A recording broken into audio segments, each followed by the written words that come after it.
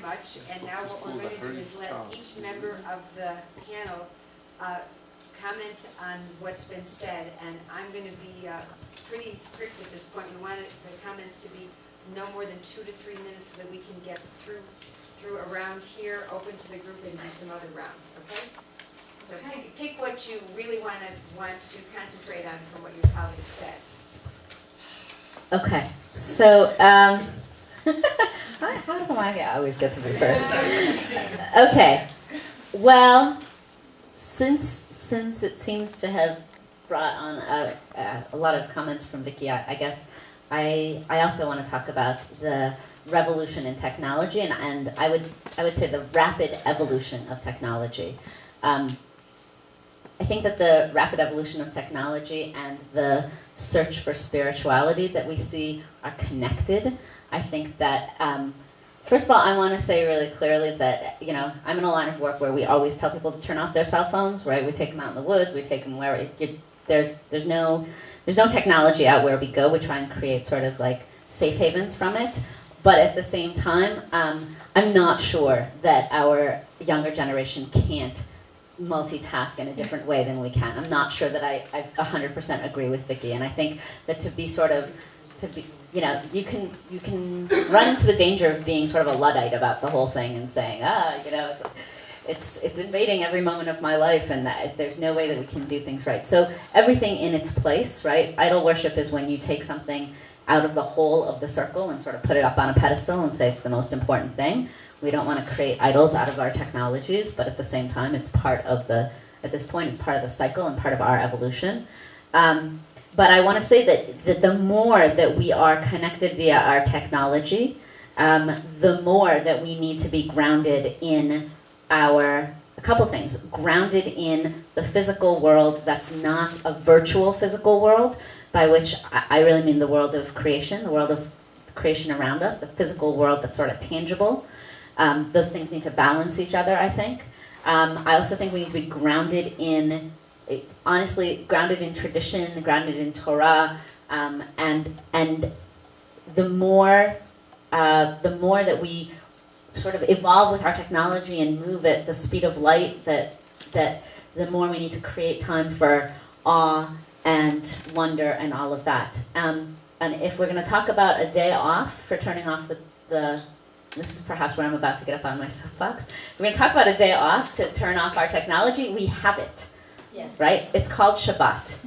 And I've spent the past couple days, I've done a lot of teaching on Shabbat with my various groups. And I feel, I've said this a bunch of times, people have heard me, I'm sorry it's repeating. It is deep-seated Jewish traditions like Shabbat are the most meaningful things that we can bring to the ecological crisis, to the spiritual crisis, to really, and what the reason that it's not fulfilling its full potential is because we need to own it. We need to really step up and say, yes, this is what we have to offer to the world. We have this completely radical thing. It's called Shabbat, okay? And we need to not be scared of the fact that in our American Jewish community, in any, you know, Israeli Jewish community, whatever, Shabbat means very different things for different people, okay? So how can we have a cross-denominational, intelligent conversation around what is the core meaning and the core purpose of Shabbat, while not insulting each other and not sort of getting into our denominational ruts?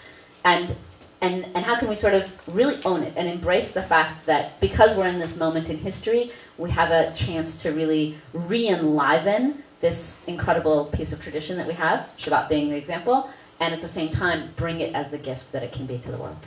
Thank you, Nili. Okay, Naomi, you get your 2 cents in. Okay, where you going? I'm just going to ramble. Here I go. Authority. Who has the knowledge? Who owns the knowledge? So the digital revolution, these teens and young people, emerging adults, college students or whatever, know that the educator does not hold all the knowledge.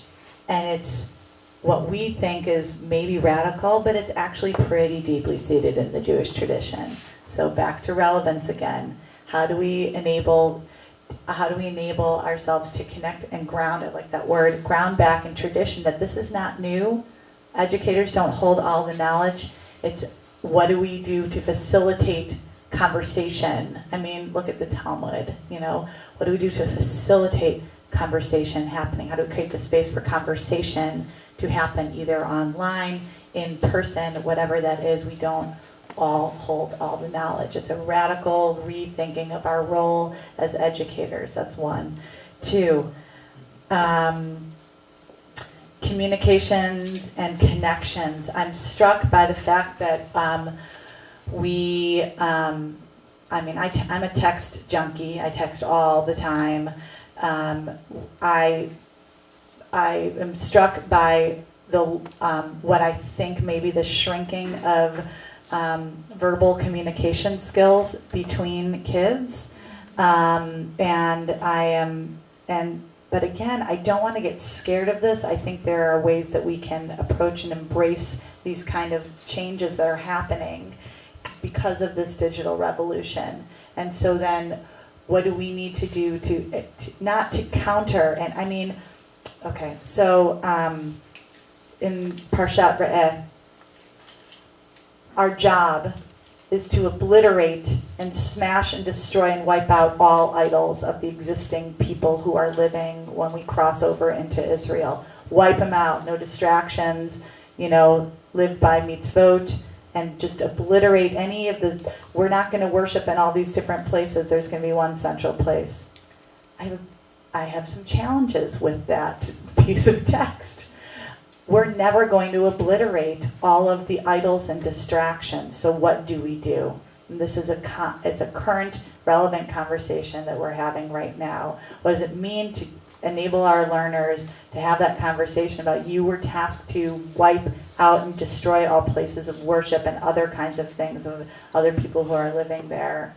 And for what purpose was that? And so what are these idols and distractions and pieces today too? Is it texting? Is it Twittering every 5 seconds using your iPhone app? Is it, updating your Facebook status all the time and sharing every single personal detail of your life because everybody is really interested in knowing everything that's going on with you at all times, which is pedagogically completely appropriate because as a teenager, you do think everybody is concerned about you at all times. So again, my fear is that we're going to clench our fists and try and fight versus look for opportunities to harness and to not be resistant, but to try and embrace and utilize what we have, I think is a really important psyche to have in this process.